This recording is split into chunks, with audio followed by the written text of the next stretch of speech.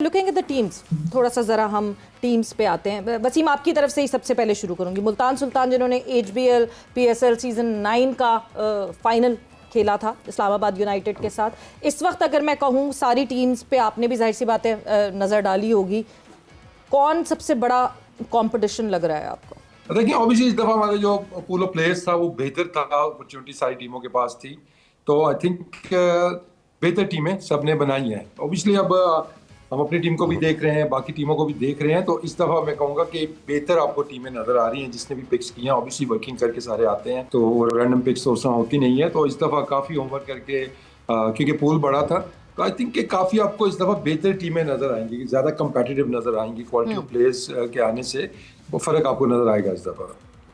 आतिफ साहब, ये एक सवाल है कि डेविड वार्नर भी आपके पास आ सकते थे, आपने उनकी खदमात हासिल नहीं की, आप DD में घूमे रहे, आप डैरिल की तरफ चले गए। यार इमरान, आपको पता ही है मेरा कितना नॉलेज है क्रिकेट पे, लेकिन डेविड वार्नर बहुत बड़े ब्रांड है दुनिया क्रिकेट के, और आपको याद होगा कि डे सीज़न 1 से जितने बड़े बड़े ब्रांड थे दुनिया के, वो लाहौर कलंदर्स के साथ अटैच रहे, चाहे वो क्रिस गेल हो, ब्रावो हो, उसके बाद आपके ब्रेंडन मैकलम हो, AB डिविलियर्स हो, मोहम्मद हफीज़ हो। और अब उस वक्त होता ये था कि हमारे यहाँ चूँकि हम ब्रांड बिल्डिंग की तरफ जा रहे थे, तो आप इमोशनल भी थे, ज़्यादा इतना लर्न भी नहीं किया हुआ था, तो हर एक ख्वाहिश होती थी कि यार जो सबसे बेहतरीन ब्रांड है ना उसको पकड़ वो हम सीख के उसके बाद हमारे पास प्लेयर डेवलपमेंट के थ्रू हमारे अपने बच्चे आ गए, शाहीन आ गया, हारिस आ गया, फाखर आ गया, बाकी लोग आ गए। सो हमने वो, अब मुझे ये बात बताएं कि दुनिया में इस वक्त शाहीन से बड़ा ब्रांड उनकी क्रिकेट का, उसके लेवल के क्रिकेट का मेरा नहीं ख्याल उस तरह का हो।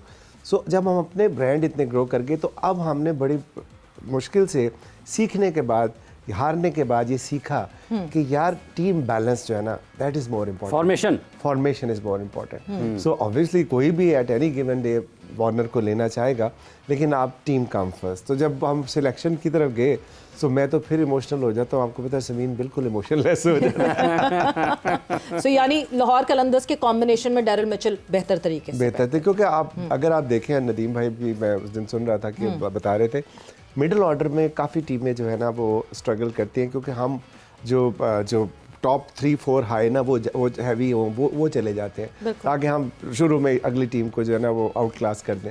बट शुरू में तो आप कर देते हैं, लेकिन जब फिर एक आध 2 विकेट गिरती हैं, तो मिडिल ओवर में और लेट ओवर में फिर आपका वो मोमेंटम टूट जाता है। तो जो आप कह रहे थे कि क्रिकेट के बारे में मैं बहुत ज़्यादा बात नहीं करता हूँ, पूरी की पूरी आपने पूरा मैच प्लान वाजुन चेयरमैन बिठाए हुए हैं नदीम भाई, वो थोड़ा सा इंप्रेस करना चाहता हूँ। मैंने इतने पैसे लगाए उनके करीब होने के लिए, वो दोस्ती से नीचे कर बैठे, मुझे बता मैं कैसे वापस लेके, वो ऐसी बातें करके इन्हें इंप्रेस करता है। तो मैंने चैट GPT से पूछा क्या कहना है। नदीम साहब, coming towards you, different thought process, नहीं इस तरह on field different thought process जरूर होगा।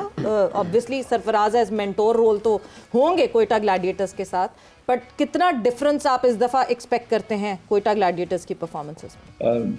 एक तो ये आतिफ कहते रहते हैं कि मुझे पता कुछ नहीं, हम सबसे ज्यादा पता इनको है। और इनसे भी हमने काफी सीखा है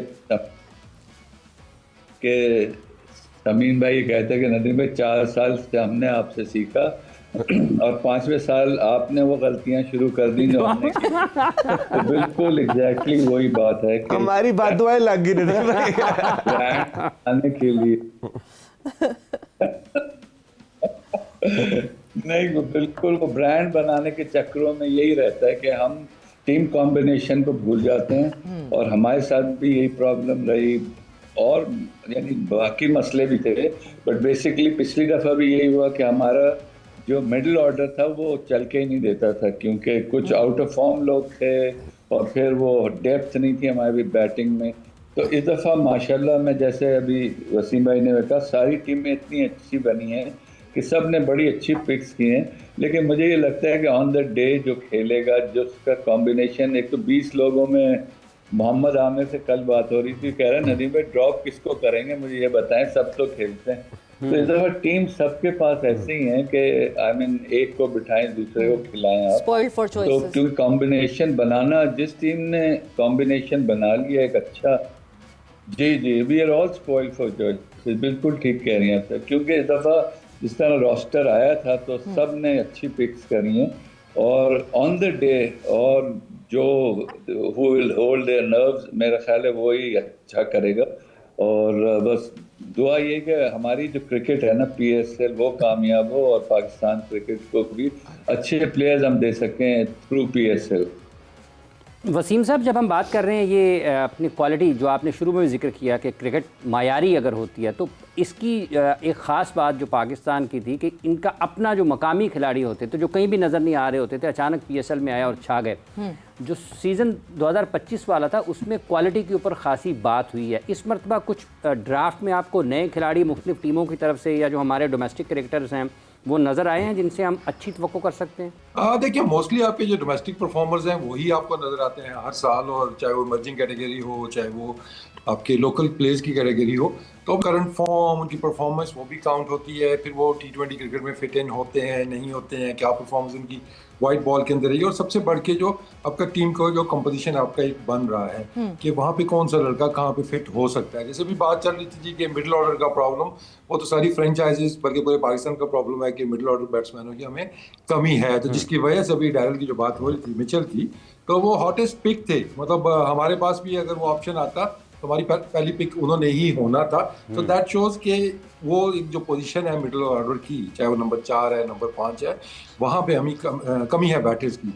आई थिंक इस दफ़ा जो डिफरेंट चीज़ होगी वो वेदर होगा। डेफिनेटली आप ये फरवरी मार्च हम आगे जा रहे हैं, वार्मर वेदर होगा, पिचेस का बिहेवियर जो है वो डिफरेंट एक्सपेक्टेड है। मे बी थोड़ा सा स्पिन की तरफ वो ज़्यादा जाएं पिचेस, तो इस वजह से जो मिडिल ऑर्डर बैट्समैन है वो जो स्पिन को अच्छा खेलते हैं, जिनका ट्रैक रिकॉर्ड अच्छा है, तो उनकी वैल्यू ऑटोमेटिकली बढ़ गई थी, चाहे वो ओवरसीज प्लेयर थे, चाहे वो आपके डोमेस्टिक प्लेयर्स थे। तो जितने भी आपको स्पिन को अच्छा खेलने वाले मिडिल ऑर्डर बैट्समैन हैं वो आपको सारे किसी ना किसी टीम के अंदर वो नजर आएंगे। इसी तरह इमर्जिंग के भी जो प्लेयर्स हैं, तो ऑब्वियसली अब ये टीमें, ऑब्वियसली अब ये 10वां एडिशन है, तो जैसे अभी बात चल रही थी कि हर साल आप कुछ ना कुछ सीखते हैं, तो ऑब्वियसली अब ये एक डिफरेंट चैलेंज है कि अब पिचेस को देखते हुए, कंडीशंस को देखते हुए टीमों ने रद्दोबदल की है टीम के अंदर। कुछ परफॉर्मेंसेज हमें जो डोमेस्टिक में नजर आई या पिछले साल नजर आई, वो शायद उनकी वेटेज उतनी ना हो क्योंकि वो कंडीशंस डिफरेंट होंगी, तो इसलिए आपको थोड़ी बहुत जो चेंजेस नजर आई हैं वो अकॉर्डिंग टू सिचुएशन आपको नजर आई है, कंडीशंस को देखते हुए।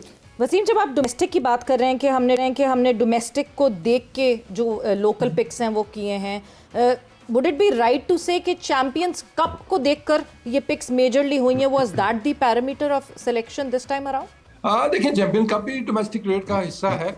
ऑब्वियसली वो आप कह सकते हैं कि एक टियर अबव हो गया हमारी डोमेस्टिक की, जो नॉर्मल डोमेस्टिक क्रिकेट हमारी होती थी। तो देखिए, एक आध परफॉर्मेंस पे कोई भी पिक उस तरह नहीं होता है। जितने भी लड़के पिक किए हैं, चाहे लाहौर ने किए हैं, कराची ने किए हैं, कोयटा ने किए हैं, एक आध और कोई सिलेक्शन ऐसी होती है जो आप डेवलपमेंट से आप ले लेते हैं या कोई ऐसा अननोन प्लेयर लेते हैं।